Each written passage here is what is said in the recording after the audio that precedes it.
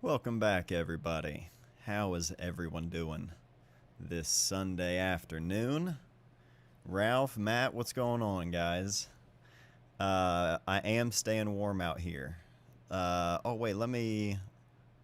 So we're on my MacBook Pro. The fact that MacBook Pro cameras still look like this. I mean, I've had this camera or this computer for a few years, but it's pretty bad. The iPhone, for whatever reason, normally I use my phone for the main camera here on the Sunday streams, and when I open up OBS, it just automatically connects wirelessly, and it turns this into a just a camera. But for some reason, it's not connecting today, and I've tried plugging it in directly to the MacBook. Tried a few things out, and couldn't get it to recognize it. So I've saved the good camera, the Z8, for the books and anything else we might want to take a look at together, but I've got Lee Friedlander, The Shadow Knows. I thought that might be a fun one for us to get started with today. But the chat, that's what I need to do. I just noticed the chat isn't on screen like it is for everything else. So let me take a look here. This is, okay. So if I go there, I need to add this on, is that a browser? Yeah. Add that one. There we go. Now you guys will be on this FaceTime HD camera that the MacBook Pro comes with. What's up, Pete? Alex, how we doing? Oh wow, I thought the Z8 was the main cam. No, I literally, the normal camera that you see here, I just looked to where my iPhone normally sits to talk to you guys. Normally, when I'm sitting here like this to the camera, that's just the iPhone. It does a much better job than the the built-in camera. I thought about grabbing some sort of proper, like just a dedicated webcam to keep on the MacBook, but yeah, you know, it's just it's not that important. You don't need to see my ugly mug in 4K. So this is Lee Friedlander, The Shadow Knows. This isn't a new book or anything, or a new book that I picked up, but I thought I wanted to grab a book to kick things off, and this was the first one that I thought we would take a look at. If you have a hammer, everything looks like a nail. Maslow's Hammer. So The Shadow Knows, this book, as you might guess, is entirely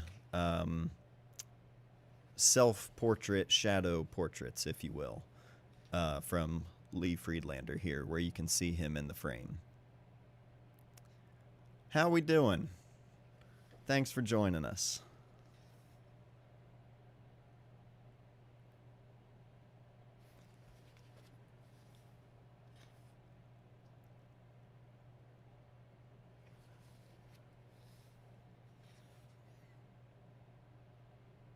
I love the placement of this one,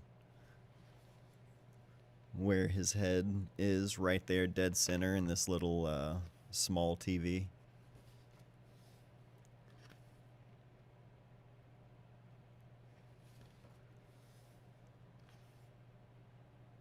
I think we've all taken plenty of photos like this while we've been out and about, but this is an entire book dedicated to just these photos. Hello and good evening. Hello. Thanks for joining us. Finally off on a Sunday to join the live stream. Hell yeah. Hope you're enjoying your day off. Appreciate you choosing to spend some time here on your day off.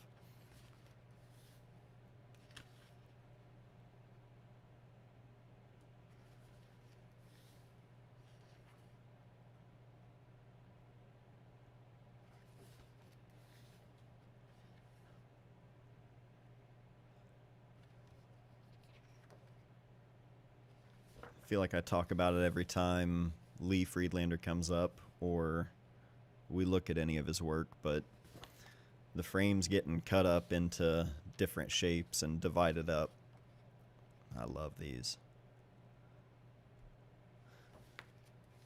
But anytime there's something going from one end of the frame directly through, like from the top to bottom or anything. Even something like this, where they're cut off.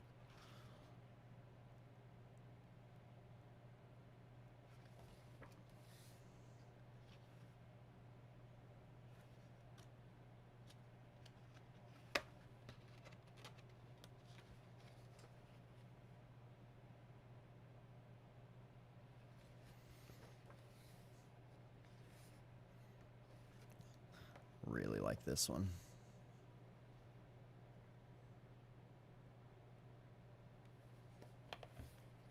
What a cool concept for a zine. I always get caught up in the rules of photography, and this is a nice reminder. You can do what you want. Book, not zine. Oh, yeah, you're good. Yeah, that's anytime there's a nudge towards sort of reminding you, like, you don't have to take it that serious, you know, and you don't have to follow what's been done. If you have an idea for something and you can't think of anything else that exists like that, you know, even if it's just something that you're not aware of, like, if you don't know if it's been done before or what that might look like if someone did do that, that's all the more reason to lean in that direction, you know.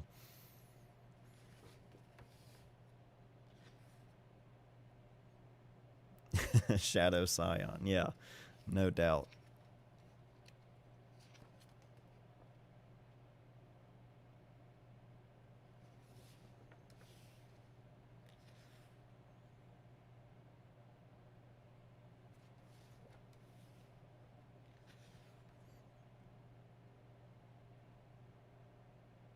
This one just feels like a spotlight.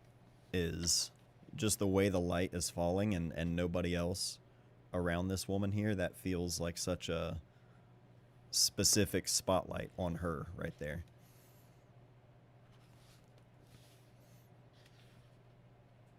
Hey, Angie, what's going on?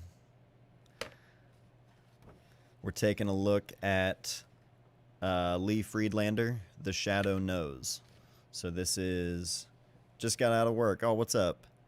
This is The Shadow Knows by Lee Friedlander. It's a book entirely made of these photos where you're seeing Lee Friedlander's own shadow in the frame. This is a really interesting one. This collection of these really primitive masks. And he's got one placed directly over where he's standing, where his head is in the shadow. Super cool. But yeah, an entire book of photos just like this. I love it. I think, I can't remember if this was one. I picked up a couple of Lee Friedlander books in Minneapolis back in 2021. I can't remember if this was one of them. I know a couple of them were, what are they? The Human Clay, Volume 2, Children, and then another one was Portraits. I think those were the two books I picked up on that trip, but...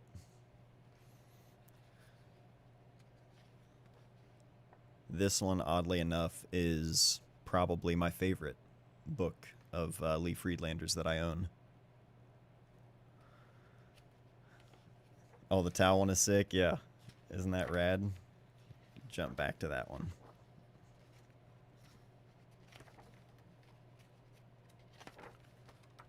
Yeah. That's so good. Love that.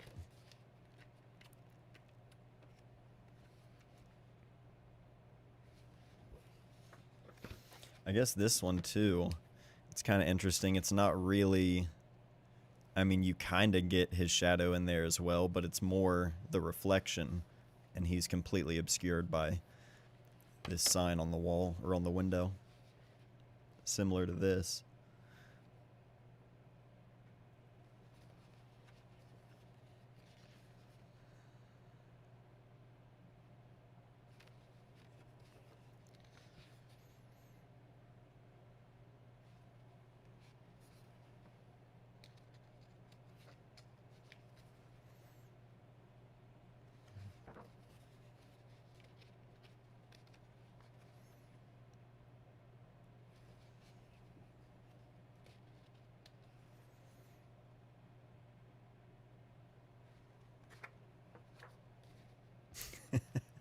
This squatting one makes me laugh every time. These ones are funny.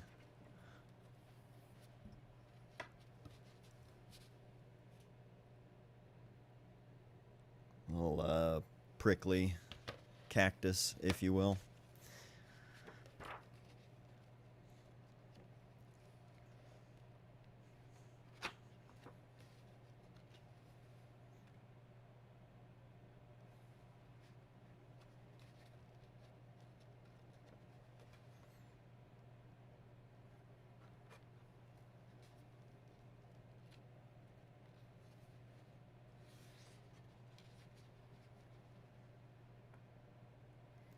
This says, even when it was not the season of asparagus, it had to be found regardless of cost, so that he could take pleasure in the vapors of his own fragrant urine. Sure. The Shadow Knows by Lee Friedlander. That's a fun one. Totally love this concept. Yeah, I love anything that has like a theme or a gimmick to it. I don't say gimmick negatively in that context. You know, a hook. If there's some sort of hook to it like that, I like that kind of thing. And it's something that I've never done, really. The Little Mountain Zine was all specifically instant film while, you know, hiking and traveling, but nothing like really specific like that. Which that kind of had my brain, my wheels turning on the photo assignments, because it's February 1st and this is going to be the first month for photo assignments. So after the stream over on Discord for all the channel members, I'm going to be posting up what we're going to vote on for the first photo assignment in terms of like the theme or prompt, whatever you want to call it, the assignment itself. So I'm looking forward to that. Yeah, super playful concept. I really like that one. If you guys have any other books you want to see, let me know. How's everyone's week been going? Or weekend, I should say.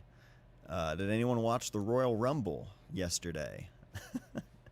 I'll tell you what I did watch, if we can talk about it briefly. Discord link on the member tab. Yes, that's correct. Over on the community tab there. Schoolwork on a school night. Yeah, Elliot and I were working on Molly and him have mostly been doing his science fair project, but today he and I went outside testing out different drag on paper airplanes. So we went out and got the tape measure out in the driveway, bundled up in the cold. I'm thinking this week, they'll be back in school. The temperatures aren't going to be as bad. Yesterday, the low was -10, so that sucked. I tried to come out here last night and scan some film. I've got, let's see here, 1, 2, I think 8 rolls of HP5 here. No, 7 rolls. 7 rolls. One of them is Tyler's, and then one of them is mine. So, whoa, I need to get this stuff scanned in. But I came in last night, and I was like, there is no way I'm going to be able to sit out here. It's way too cold. Any Martin Parr? I do have Martin Parr, the Nonconformist, but we just looked at that one not too long ago on stream. It was, I believe, the first stream after his passing. So that one's still up there. But that's the only Martin Parr book that I do have. I would like to get more. Ever get into Stephen Leslie? A friend bought his book for me. Makes photography hilarious. No, Stephen Leslie. I'm gonna look that up. And what's the name of the book that you got?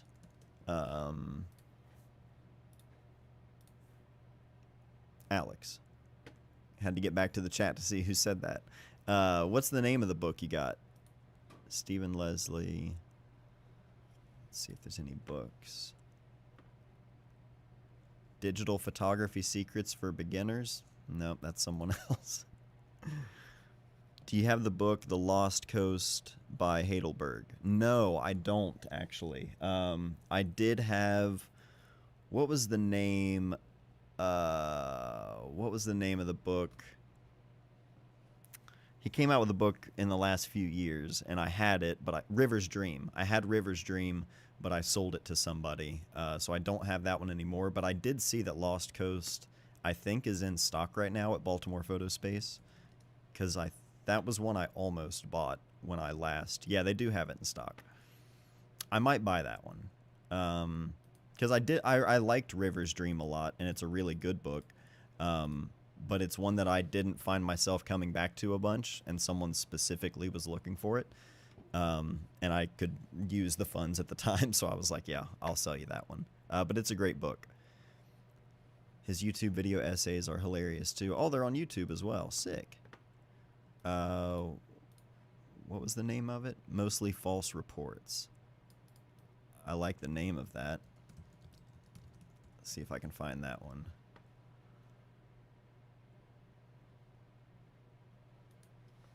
Nothing? Not showing me anything? Okay, there we go. Right on. Oh, rad, I can buy it directly from Stephen Leslie through their site. Amazing. I love that.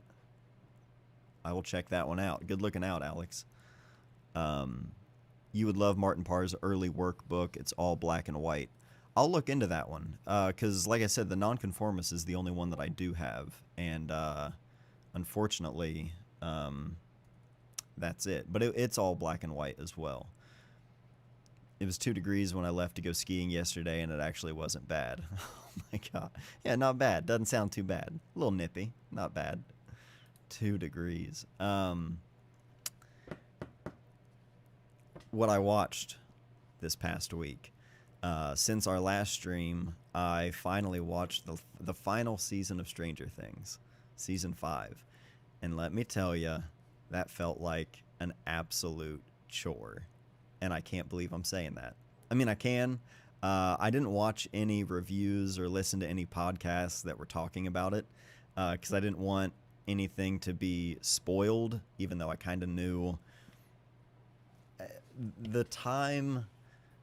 I just now got around to watching it because I think the time that show took to get to the end, I was like, all right, we should have been done by now. That was like how I felt going into it. And then I talked to a couple friends who just shared their general thoughts on the season overall, and I didn't have high expectations going in because of that, but wow, that was a chore to get through. And why?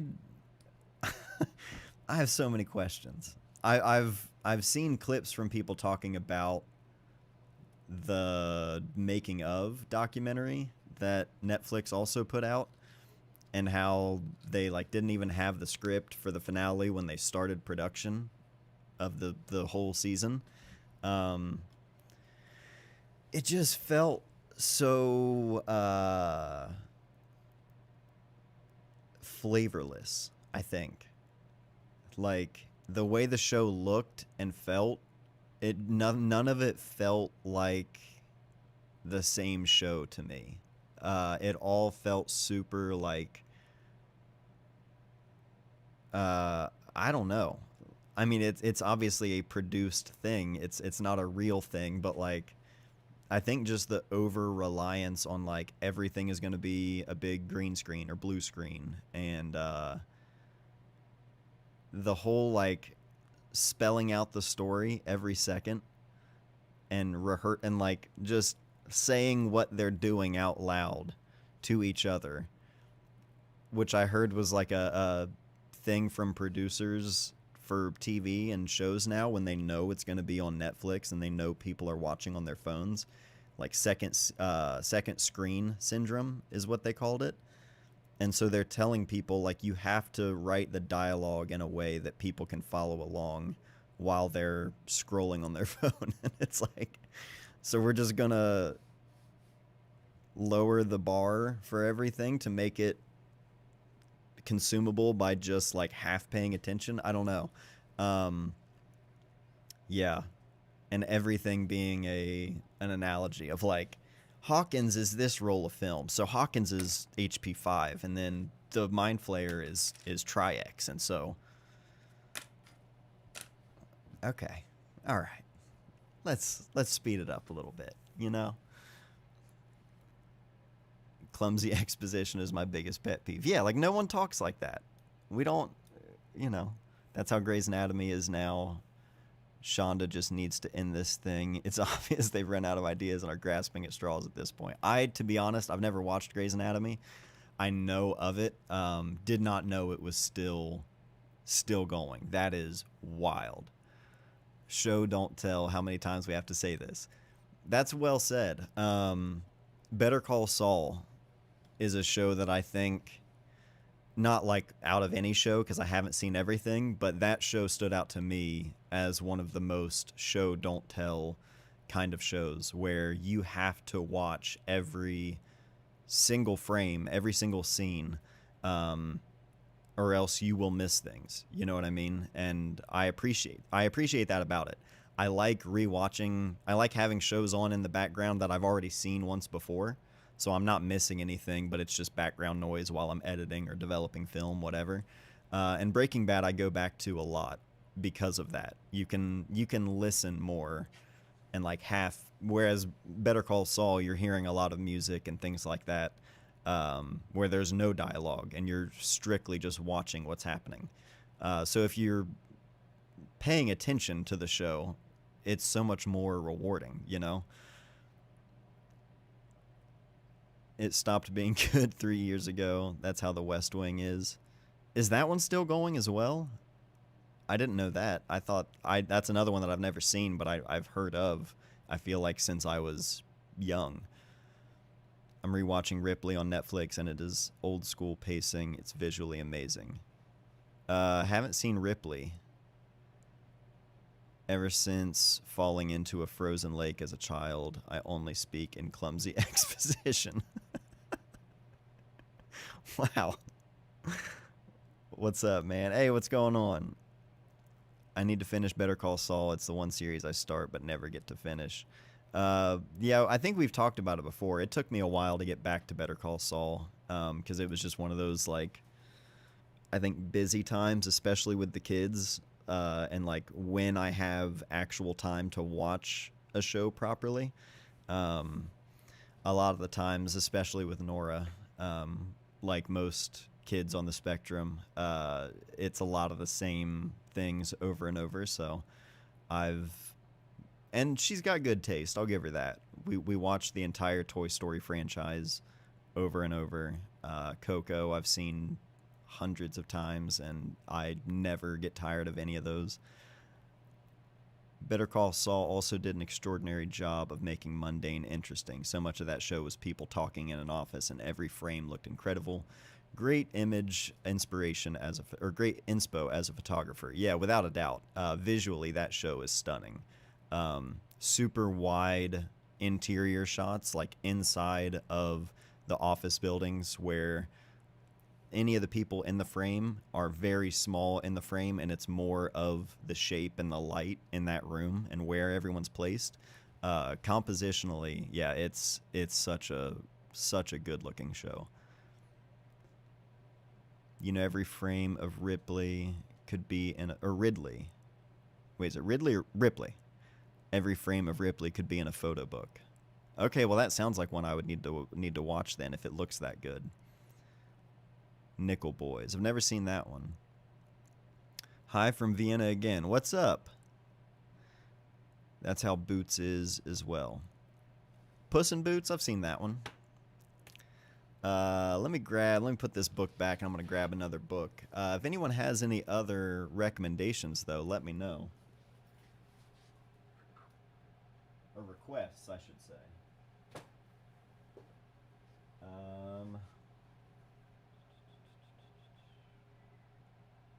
What are we thinking?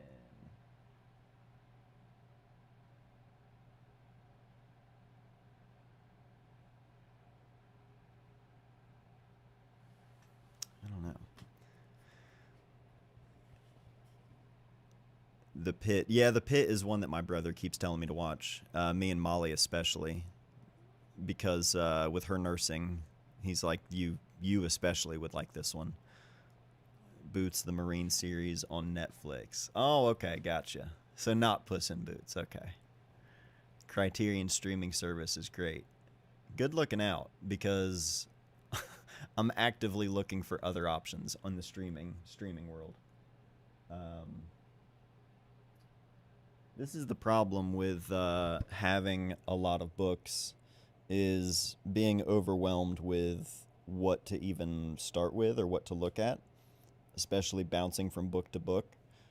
Um,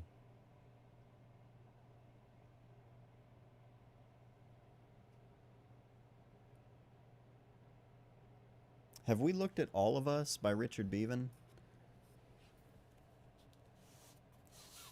I don't know if we've looked at this one before, but I often get questions about books specifically on portraits, and this is a cool little book on his town. I believe it's in like upstate New York, maybe? Hold on.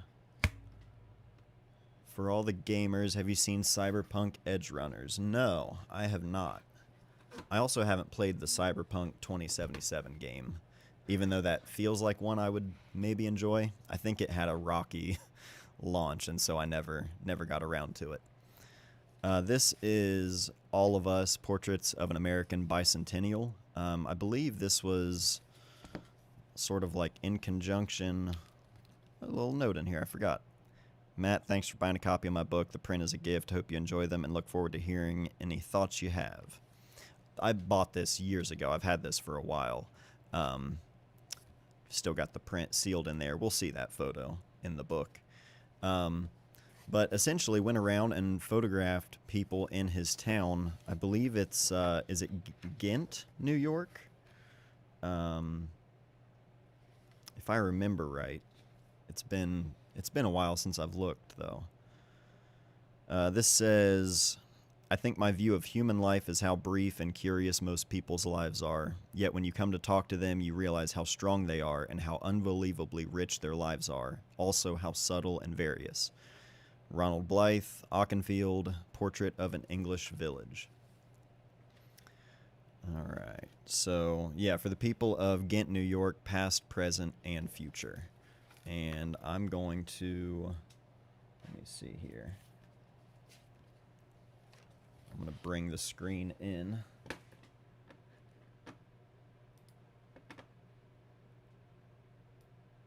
Oops. There we go. Bring it in a little bit closer. Because the portraits are great in this. Little postcard that came with it. If I remember right, Richard shot this entire project with a Pentax 6.7. I'm assuming the 105 f2.4 based on how everything looks. Maybe not for every photo, but a lot of them definitely have the look of that lens. And it's really, really good. Just beautiful, natural light, sort of environmental portraits of these people in this town.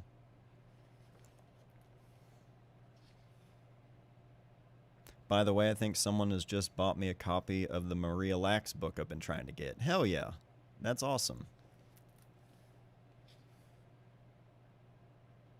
Cyberpunk is well fixed. I think it's a must play. It's I see it on sale on Steam quite a bit, so I'll keep that in mind. Lately, I'll be honest, the only game I've been playing has been Balatro. I've been obsessed with Balatro for a couple years now, whenever it came out. But once they added it to Apple Arcade, I was like, all right, it's a problem now, but it's kind of not, because anytime I would normally scroll on social media, I just play Balatro on my phone, and it's a much better use of my time, in my opinion. Colors remind me a bit of King, Queen, Knave. Oh yeah, I see that. I love this one, dude. That hair. Talk about a perfect shape. Not a hair out of place. That's such a good photo. The light, all of the green. So good.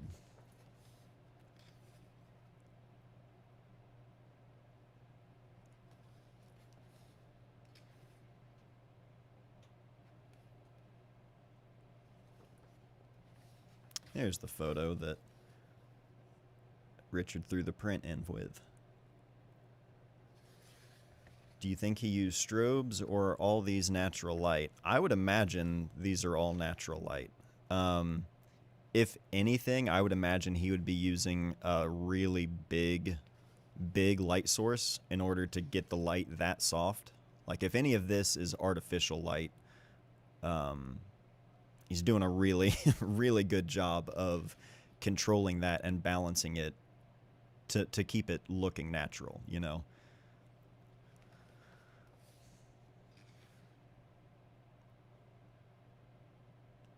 Looks like the Evel Knievel helmet. Yeah, for sure.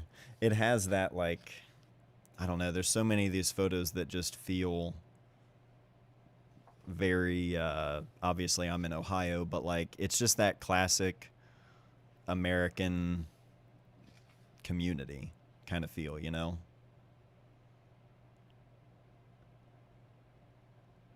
Hey, what's going on, Matthew? Good to see you. The background separation is nuts in some of them. It almost looks cut out. Yeah, for sure. That's that 105 on the Pentax 6.7. It's got that lens, I think, unless you're using some kind of crazy modified projection lens, I feel like that lens on medium format is going to get you the closest you can get to almost a 4x5 kind of look, just based on the separation. Like it's, especially at this distance, you know, if these were much closer, if he was focusing, you know, if he was standing 3 to 4 feet away, you're not going to have that same kind of pop and like 3D effect with that lens, because it's going to melt everything even more out of focus the closer you're getting to your subject, right? So when you keep this sort of distance that he does with most of these being these more environmental style portraits, even at that distance, f2.4 on 105 millimeters on the 6x7 negative, you still get a really, really shallow depth of field.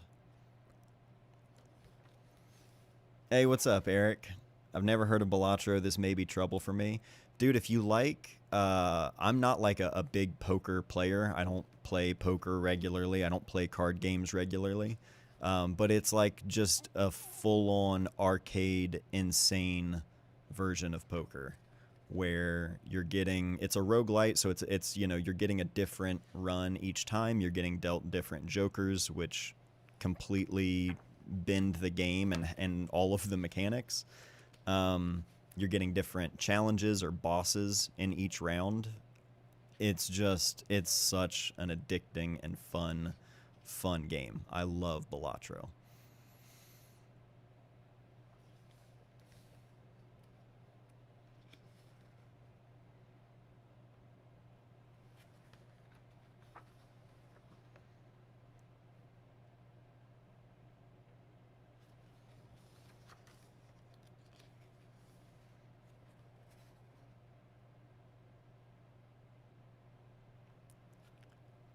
Excuse me, was that two paper the same location and two different photos? The tree branch was almost... which one? Did I miss one? Two pager. Oh, wait, this one here? Or, I see what you're saying, the tree branch up here? It looks different based on sort of the overall color of the scene, but I totally get what you're saying. The way that stretches across the top of the frame, that's sick.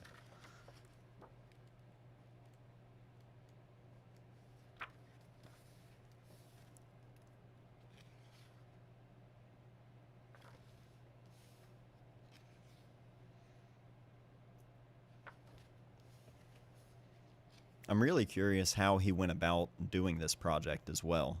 You know, I'd like to, I should reach out to him and ask him um, if this was something that people were aware of, you know, like through the town as they were going to make something like this. Like I said, I think it was a bicentennial kind of celebration thing. Love that one with the kid with the 4-H shirt and the sheep. Lamb.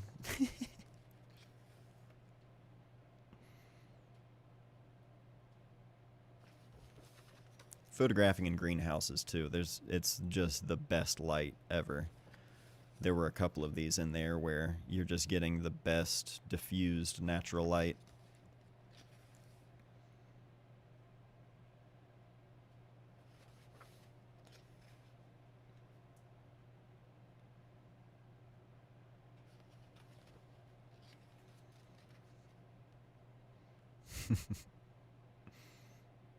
I love that pairing. This young little girl here, this older woman here looking like she needs a break. Beautiful work. What's the book? This is Richard Bevan, All of Us. This is a book I bought a handful of years ago, but I don't think we've ever taken a look at it on stream. Sad to hear about Eagle Rock closing down. Yeah, that's a big bummer. I just saw that right before I got on the stream. Jason Lee and Ray Molinar's camera shop, Eagle Rock, they are closing down soon. I think he said something about the location itself that they were having issues with, so that's a big bummer. If you're out there in California, anywhere near Eagle Rock, and you can get there before they close down, definitely get over there. Yeah, it's a bummer. All right, so this is cool here at the end of it for photographs. He has the names of all the subjects as well as how many years or how long they've been in Ghent, New York, which is super cool. So you've got people here that were only in the town for a year when photographed, other people that have been there for 55 years, 70 years, and it all goes on. Super, super cool. And we've got a little full spread here of everything. Let me resize that so you can see it better.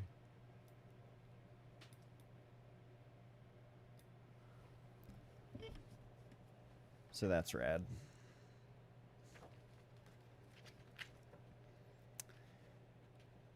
Let me see what year. Might have missed it back here. I've had the book for a few years. 4 years now, maybe. Something like that. Really rad book, though. Glad you guys enjoyed that one. Yeah, it's a bummer. Having a place dedicated to film photography and a place that, you know, encourages that. And they not only carried film and cameras, but they carried photo books. Surveyor, I sent a stack of books there that Jason wanted to stock in Eagle Rock with their photo books, so that was super, super cool. Yeah, it's a shame, man. Years ago, I had an idea for wanting to make a space like that here in Chillicothe, but mostly sort of lean on online sales and doing like an online shop. Be an online retailer for things like that, film and camera bags and even photo books. But that's an idea that has just been kicked down the road. You know, it's been the rock I've been kicking down the road for years now, because it's like I know how tough it is to do something like that. And the idea of me trying to do that on top of everything else I'm doing on a daily basis, and that was even years ago when I thought about it. And now life looks way different, and there's just no way I would even have the time to try something like that. But it's a bummer to see any place like that, whether it's an online retailer or a brick and mortar space like that goes away. Have you heard of the photographer August Sander? My absolute favorite. No. August Sander. I'll look that up real quick and save it on a tab. Because, gotten a few.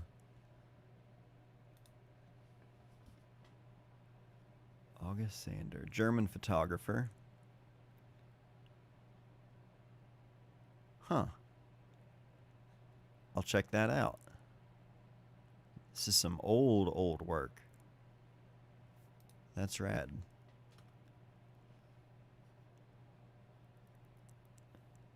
His interest in his subjects' roles in society makes his images an indispensable record of life in Germany between 1911 and 33.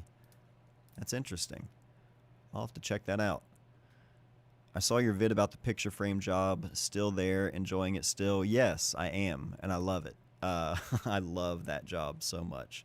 I got to get back to work last 3 days of the week. The first 2 days, the roads were just so rough. I couldn't make it in, but I was able to get back to it by the middle of the week, and then I'll be back in tomorrow morning. So, yeah, it's funny. We're talking about someone named Sander.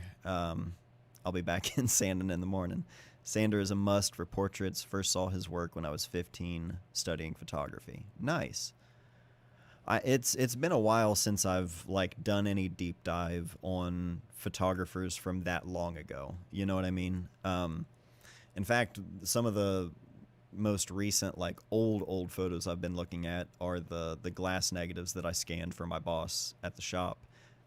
Glass negatives of Chillicothe from 1891 to 1903, and it's wild to see these negatives they're glass plate negatives that have still held up that long, but to just see the same places that were photographed, literally right next to that glass plate in his hand when he made those photos. It's a trip.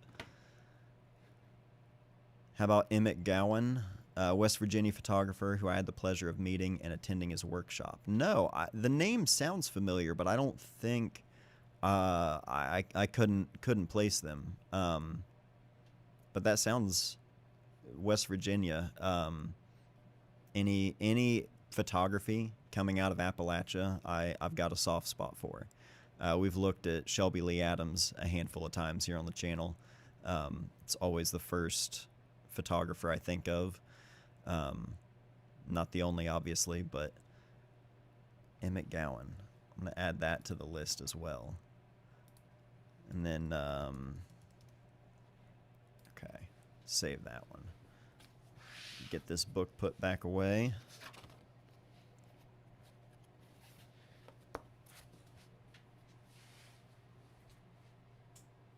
There we go.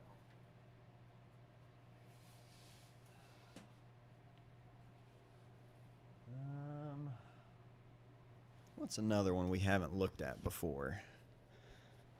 Because so far, those are some you guys haven't seen or heard of. I'm trying to think of anything that's a little outside of the box. Actually, there is one. There's a zine. Probably gonna have to walk around to get to it. But there's a zine that I've shared on the channel before. It's back here. Really need to, as soon as I can open the barn and move things out and I'm not fully stuck with all of the snow that's currently surrounding the barn. I'm ready to get these walls finished so I can start properly setting this up here and organize my things better. This is Same Sum. How are we faring in this here cold? It's pretty right now. It's 61 in the barn, so I'm pretty good right now. But it's been not great, to say the least. So again, that's the other aspect. I'm ready to get these walls finished up, get another layer of material over this insulation and just further insulate the barn. Finally made it to the stream where I'm not driving around LA. What's up, Spider? Good to see you. You are so young. Emmett's work has certainly transitioned over the decade, repped by Pace Gallery. I'll check it out. Good looking out. Contrast to what many believe, West Virginia is its own taste. Oh, I love West Virginia. Oh, FYI, looks like Emmett Gowan is a Western Virginia photographer. Okay. Well, I'll give him a pass. This is Same Sum by Peter Happel Christian. This is a zine that I've shared several years ago when I first bought it in a video, but we're talking things that are outside of the box. This is it. So how to riffle shuffle. The riffle shuffle is a technique used to randomize a deck of cards and is often used for dramatic effect in card games or magic tricks. The term riffle is also used to describe a physical interaction with printed books, to flip through quickly, casually, or curiously. More specifically, to leaf through a book by sliding a thumb along the edges of the pages to catch a quick glimpse of what's inside. Imagine this book as a deck of cards. Follow the illustrated steps to riffle, shuffle the pages, and create a new experience with each read. So the way this works, you literally take all of the pages that are bound to this spiral and all of the pages that are bound to this spiral right here, and you can essentially just flip through back and forth, kind of get set up here. You can, however you want, you could do one individually at a time. You could do a few and then do a few, however you want. Really doesn't matter. And each time as you flip through it, Step 4, position, it gives you the whole thing of, how to shuffle the pages. Step 4, read the book, turn back each page to reveal the unique sequence and image combinations created by your shuffle. So now, for instance, these ones are all going to be how they would naturally come out if you were just flipping through this left side. But the second you get into where they're overlapped and they're combined, now the images that are paired side by side are going to be completely different. So we'll flip that one, flip a couple more, get down here into the middle. So now, again, you've kind of got these 3 images side by side, not just a diptych, And so the way these photos are going to interact with each other based on what comes next, like now this photo remains, but now we're pairing it with 2 completely different images. And you take that idea and, go through the entire sequence. It completely changes, again, every single time, because no matter how you do it, if you're just at random kind of shuffling that way, you're going to get a different experience all the way through.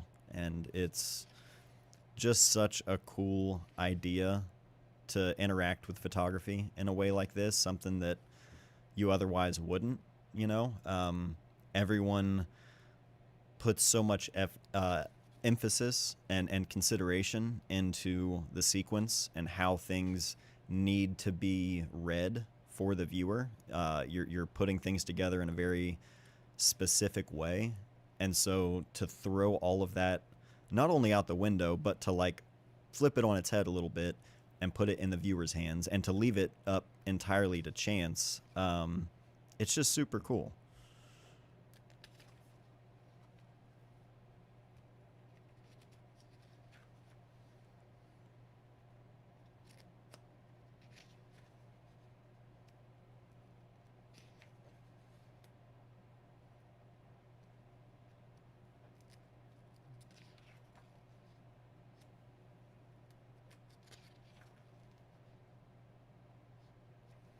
This is Same Sum.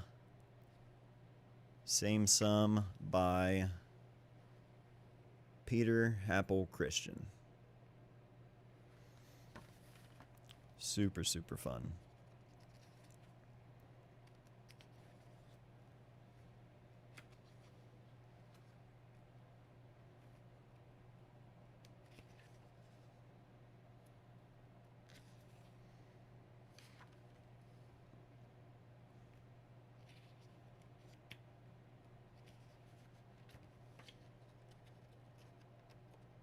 Sorry, my fingers are getting a little cold out here, so hands are numbing up.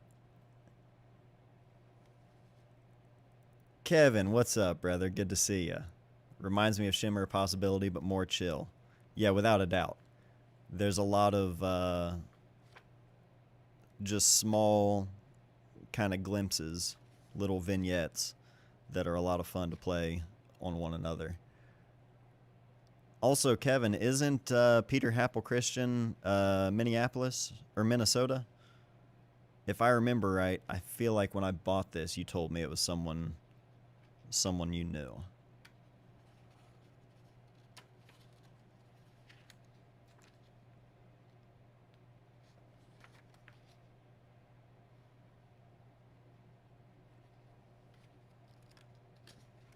This and that Jason Fulford too. Yeah, Kodak Picture on Summer Film or Kodak Picture. Jesus, what is it? Summer on Kodak Film. You know, something like that. He's in St. Cloud. Super nice dude. We love to hear it. We love to hear when a photographer is a normal human being and not a kook.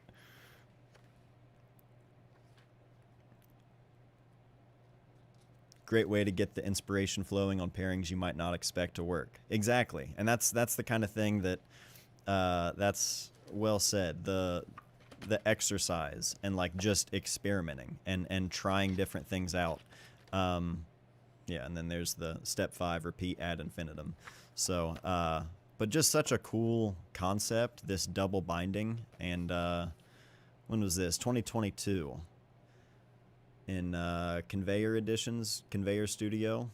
Yeah. Rad stuff.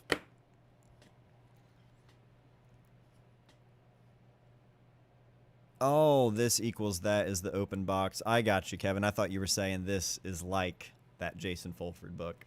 But open box concept. That's like the Mike Brody Polaroid. Maybe. I need to rearrange. This shelf needs to come down. Some of those books need to come down. But the Polaroid Kid from Mike Brody, where it's just a box of Polaroid reproductions. Yeah. Super fun.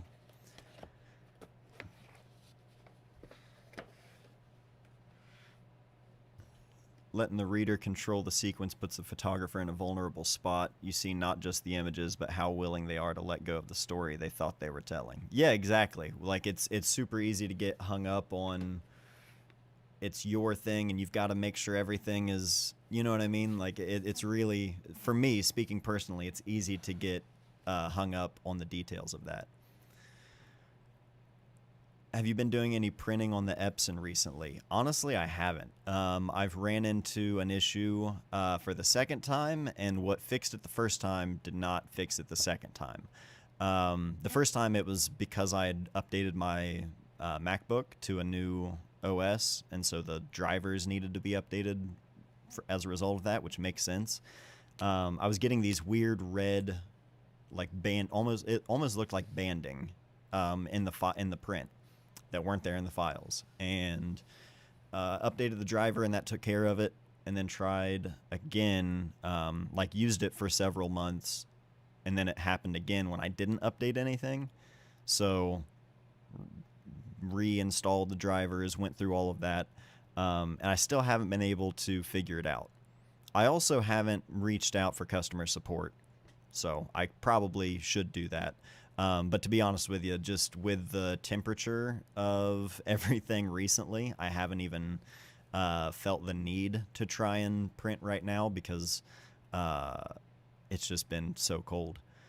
Hope you guys are doing well with that massive cold front that came through. Yeah, we're barely we're barely getting by. Hopefully this week will be the first week back for everybody at school. Because the kids are getting stir crazy. They've been off for like 12 days now, so we're all ready. As an IT professional, printers are the worst. Yeah, it's not a fun thing to troubleshoot. You know what I mean? So, it's just been one of those things that I'm like, I'll figure it out once I'm able to be out here more regularly and not just when I need to do a specific thing. Um, I can't wait until I can open the barn doors and like the spring and fall time, being able to work out here with the whole barn door open, um, and just hearing the birds like all day long. It's so nice out here. But at the moment, it is very cold. Um, but I think I am going to be getting a mini split before summer. I've been seeing those pop up on Facebook Marketplace left and right lately, and I think I'm going to make that happen. So, scene from Office Space where they beat the crap out of the printers, how we all feel dealing with them, without a doubt.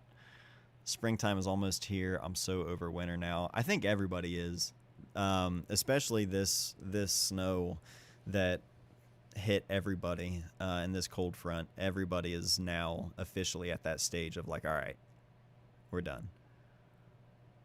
One of my favorites is not sure what Rage Against the Machine we're talking about, but I bet it was a printer. Yeah.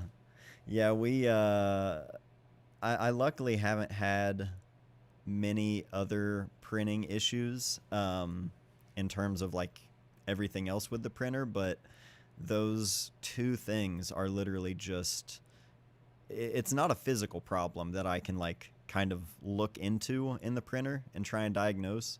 It's all on the software and firmware kind of stuff, and troubleshooting that is done.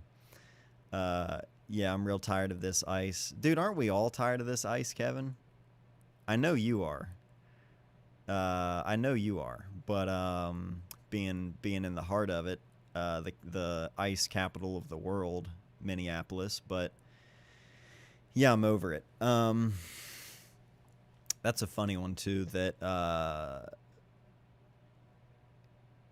anytime I bring up anything online, I've received some fun messages from from people who don't maybe share the same sentiment as me, but I've been told that I'm dividing everybody, but I feel like I could shift that blame onto some other people who have maybe done a little more dividing in our country. Did you look into Robert Burley, Disappearance of Darkness, the eradication of the photo industry? No, I haven't yet. Disappearance of Darkness. What was the other one? There was, that reminded me of, what was it? There was that title. Shoot. That title made me think of something else someone else brought up. Man, now my mind is blanking. I wrote that one down, though, Robert Burley. I'll need to check that one out. Oh, I know the one I was thinking of. Someone, I think it was Rich, in the Discord, one of the channel members, he shared a book that he picked up recently, and it's the photo book on photo books, or the book on photo books, or something like that Todd Heido wrote the forward for, but it's like an overview. It's basically like an index of a bunch of important, and historical photo books. I want to pick that one up. With shipping and everything, it's pretty expensive, but I looked it up online, and I was like, that would be one that I would like to pick up specifically because I think people here would enjoy it, and it would be a good one to share because it's just full of photo books. Hey, Greg, what's going on? Currently replacing a focusing screen on a Minolta XD11, and I can't wait to get out and use it. Can't wait for the temps to get closer to 30 Fahrenheit, right? 30 is going to feel like a heat wave. Have fun with the XD11, though. I love Minoltas. So interesting about the winter thing. When I was young, we regularly had winters with 20 inches of snow in Austria. I would actually really love having 20 inches every year. I just love snow.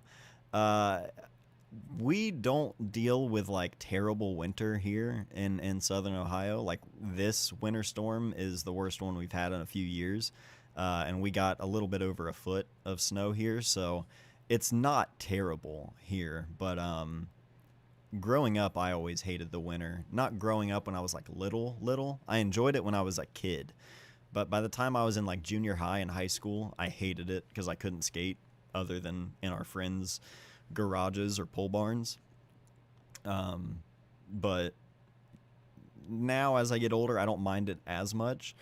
Um, but moving my office and studio, all of my work related things out to the barn, over the last year, I've grown to appreciate winter a little bit less, I think. Oh, that's right. I remember that now, Peter. I mentioned Robert's work as it has some bearing on your work with the paper plant. That's right. I remember that now.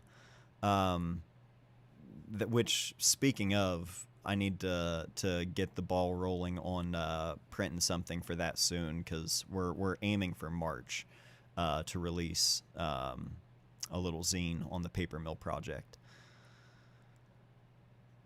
We had 2 feet last weekend and just dodged a coastal storm that would have brought more than a foot and hurricane winds. Oh my God.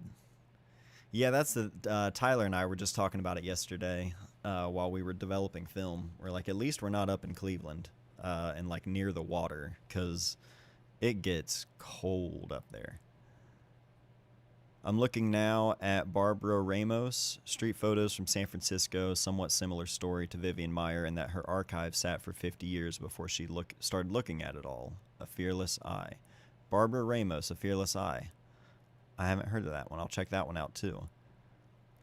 New to film photography, I've gone a bit crazy and got a Yashica T4 and a Nikon FM2 with a 50mm. Should I just get a 35mm for the Nikon and get rid of the T4 or keep both? That's a great question. I think that you will be better off in the long run if you got a 35 and use that on your FM2 in conjunction with your 50mm because you're going to be using the same camera and the same muscle memory of knowing that camera inside and out, knowing the meter reliably and knowing how that meter is reading everything. Yeah, as everyone is saying there as well, keep both. This isn't to say get rid of the T4, but if you're wanting a 35mm focal length if you're thinking about it just in terms of choosing your focal length, and you're like, well, if it's a 50mm kind of shot, I'll use the Nikon. And if I need something wider, I'll just use the T4. T4 is a great camera. I've never owned one, but it speaks for itself and its reputation, you know what I mean? It's been around and been recommended for so long for good reason. But I personally, and I'm only speaking from like personal experience and what I would do, if I had to use a point and shoot just to use that focal length, I would just be... You're not going to have the same kind of control with a T4 as you are with an FM2. That might not matter to you. If you don't feel like carrying an extra lens and also bringing the T4 with you, then just stick with the T4 if that's, if it comes down to that. But like using a 35mm lens and seeing through it truly versus using a point and shoot camera that has a 35mm lens, even though you're not looking through that lens, I just think you're going to benefit from seeing through the 35 the same way you are seeing through the 50. So definitely don't sell the T4 just to get a 35 because, I mean, at this point, if you've got a point and shoot camera and you like using it, just hold on to the damn thing because at some point all the electronics in them are going to go bad and the prices for everything, the amount of point and shoot cameras I had that I either gave away or sold for cheap that now go for so much more. They're cameras that I'll never buy again because the price has gone up that much. But in hindsight, there's plenty of point and shoot cameras that I'm like, I should have just held on to that. You know what I mean? The bigger cameras like a Pentax 672 and a Hasselblad, if I'm not using cameras like that on a regular basis, I'm not going to just keep it and have it just sit on the shelf. That's just how I am with stuff. I don't like hanging on to things like that. But the point and shoots, like seeing what they go for now, and how many of them have been bought up because people are using them more, which is a good thing. But again, supply and demand. So it's just like, all that to say, keep them both. But if you really like 35, get a 35. Oh, Kevin says 35 on the FM2 and 35 on the T4.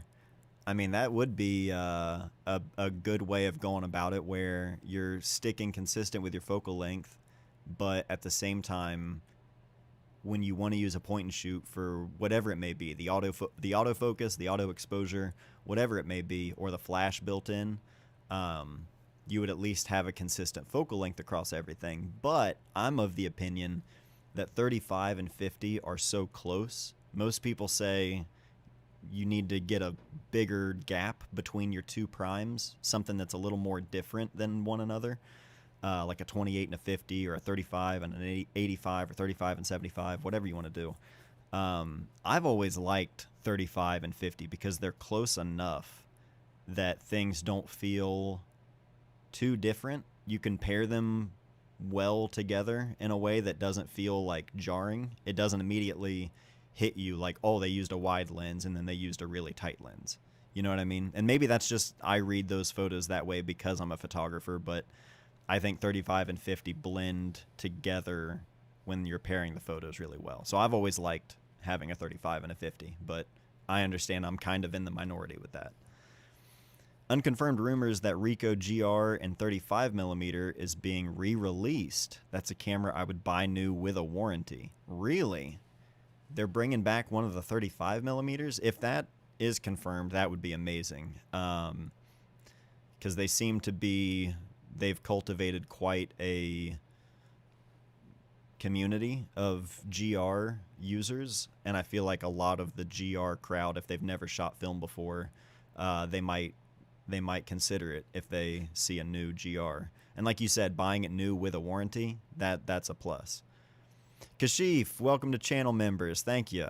Appreciate you joining. If you head over to the community tab on YouTube, you'll see a Discord server link, an invite there. That'll pop up. It's only visible to channel members. So once you join, you'll see that there. Midwestern Visions as well. What's up? Thank you for joining as a channel member. Likewise, head over to the community tab and you'll see the Discord server link, and we'll all connect over there. I appreciate you guys joining. I had also thought about getting a 28 and keep the Yashica as a bridge. Yeah, there you go. If you get a 28 and have that, yeah, that would work as well. Kevin, one focal length, one film stock. See, if you're going to have at least variety in focal lengths, stick to one film stock if you can. The simpler, the better. Greg, honestly, some of those 35-point shoots are going for stupid money. I know maybe you are wanting the film experience, but I would use a digital camera. Yeah, that's the thing with the digital point, or the film point and shoots. Some of them they've gotten so high in price that, like, for a novelty camera, which to me is how I've, not discrediting them in terms of like the quality or what they're capable of, because you can use a plastic lens point and shoot camera and make great photos. However, the way I use point and shoot cameras, it's very sporadic. Like every once in a blue moon, I might feel compelled to use a point and shoot camera. So that's why I've never felt the need. But I know photographers who, like, they only want a point and shoot camera. They don't want to have to manually do anything because they just don't care. They just want to be able to get the photo. And for them, a point and shoot camera, anything like that's just path of least resistance. Like Kevin, he just got the GR3X recently. He says it's too good, a 10 out of 10 camera. I need to try one of those because I think if I were going to use a point and shoot camera, I would, like Greg said, at this point, I would be more inclined to use a digital one simply because of the price of them and the price of the film. The price of per shot of film, even when you're developing yourself and scanning yourself, it's like you kind of got to be, I tend to be a little bit pickier as a result of that, and so I'm not using a point and shoot the way I would like to use a point and shoot. So it just kind of defeats the purpose for me. Isn't the Contax G2 called a glorified point and shoot? A lot of people say that, yeah. I've never used the G2, but it is, you know, they refer to it as a rangefinder, even though you're not manually focusing or using a rangefinder to focus. But yeah, it's a point and shoot camera. You're gonna have, I would say, more control and options as opposed to like a Contax T2, because you're gonna get more control in the camera itself as well as different lenses. But at the end of the day, it is sort of a, yeah, like a premium modular point and shoot, I guess you could say. If you love the Contax G2, if anyone's listening and you love it, I'm not knocking the camera at all. That's not a that's not a diss. Even if it were, who gives a shit? But I know some people are very, they defend their cameras like it's their children. Tokyo travel question: 2 rangefinders, digital and film, with 4 lenses, or 2 small point and shoot setup, also digital and film.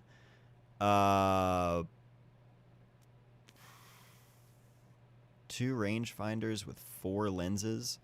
That seems like a lot for me. If I were traveling to Tokyo, which I've never been, but I honestly think I would probably lean the point and shoot route. Honestly, split that. Do a point and shoot, like either a digital point and shoot and a film rangefinder, or vice versa. I would split the two a little bit. I would mix it a little bit. Got to take the dog out and get dinner ready. See you on the Discord. Hey, good to see you, Pete. Thanks for hanging. I'll see you over there. Hi from Quebec with a lovely Nikon F2 by my side. Amazing. I've got one as well. Right here.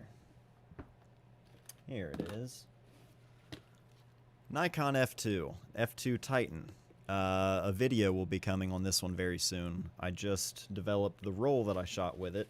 But I did a video with my buddy Matt Seal, just kind of asking him questions about this F2 of his, the Titan specifically, and why he loves it so much. So that'll be a fun one. We'll be talking about that one soon. That is a fun camera to use. And the 105 f2.5 is what I have on it, and it took me a while to get through one roll because I was really only using it for portraits, but I haven't scanned the film yet. The negatives are sitting right here on the desk, but looking at the negatives, I'm like, okay, that might be a lens I want to add to the kit for my FM2. Or even adapting it to the Z8 as well, because it's solid. I've shot digital for years, and I got a bit jaded in the world of AI, etc. Film has brought back my love for photography massively. It is expensive, though. That is definitely the back to film pipeline, or diving into film for the first time pipeline. It's like, it is a very refreshing process from start to finish if you're heavily involved with digital photography, or anything digital for that matter. Actually, also speaking of point and shoots, I went to a photography meetup and there was a raffle rep for Cinestill. Pentax, Kodak were there. I actually won a Pentax 17 and several rolls of film. Hell yeah, Greg. That's awesome. Pentax 17 was a lot more fun than I expected it to be. Yeah, Kevin. Yeah, Kevin says just bring your cell phone. Kevin just went to Tokyo. He brought, just did it, Ricoh GR3X or cell phone. Keeping it simple while traveling. There's a lot of upside to that. Nice one. Mine is Photomic and Chrome. Photomic? I don't know how to pronounce that. Oh, the F2. Amazing. I bought my XT32 with the 35 and 55 to 200, then my Minolta X700 with a 28 and 50. I never used the 28 and sometimes left things in the hotel room. Don't get FOMO before you go to Japan, LOL. Just take the lenses you know best. Yeah, well said. Sticking with what you know, and like I said, the simpler the better. For traveling, The less overwhelm you're going to be dealing with in terms of like making decisions and trying to figure out what to bring for just that day, even, the more you just grab the one that is ready to be used and the one that you know. My second lens for the FM2 was the 105 paired with a Voigtlander 40. I enjoyed the extreme contrast and focal lengths and adapted both to my ZF. I bet those are fun on the ZF. The Voigtlander F-mount lenses and Z-mount lenses I haven't tried, but I really want to, because I've always liked their M-mount lenses. Years ago, I went to Rome with my Canon 6D and 40mm Pancake and my Ricoh GR. Got great pictures. That sounds like a perfect pairing. Just a simple 40mm Pancake and then the point and shoot to go with it. Yeah, you'd be in there. But that's going to be it for this stream. If anybody has any closing questions, anything you want to shout out, let me know. I traveled to New York with the Fuji GF670, and it was great because it folds up slim. That is a nice travel camera. I had that one very, very briefly, but I bought it with that in mind, like specifically being a camera that I could take with me if I was leaving the house and I wanted to just take my M6. If I really also, just in case, wanted to bring a medium format camera, that was nice being able to slip that in a relatively small bag that I would normally only use for 35mm stuff. I used the zoom lens a few times, but I absolutely hated swapping lenses while I was trying to also just enjoy myself. Yeah, like for me as a photographer, if I'm going somewhere, that's the initial thought is like, oh, I've got to make sure I get everything I possibly can. But like, it can be real easy to fall into it feeling like a chore and that you're just like, I got to make sure I get this and get all this stuff done before I leave. And then the trip is over and you didn't really take a second to like soak it in. So yeah, the simpler, the better. And, whatever keeps you the most like present, you know, and not fumbling with your stuff. Going to Milan and Zurich and soon. I'm just taking my Olympus OM1 and as much portrait as I can find. Hell yeah. Using a Nocton 35 1.2 on my M6 and it's a great combo. I've never used that lens, but I've seen the photos from it and it looks great. Off to spend more money tomorrow on this creative endeavor. Well, welcome to the club. Have fun with it and enjoy yourself. Appreciate everybody joining me for this stream this week. If you have any other questions or anything, just give me a shout. Otherwise, we'll be back here next Sunday. For the new channel members, again, head over to the community tab. You'll see the invite link to the Discord server, and we will catch up over there and get started on these photo assignments for February. So appreciate everybody. I hope you're all going to enjoy the rest of your weekend. Have a good week ahead, and I will see you guys back here next week.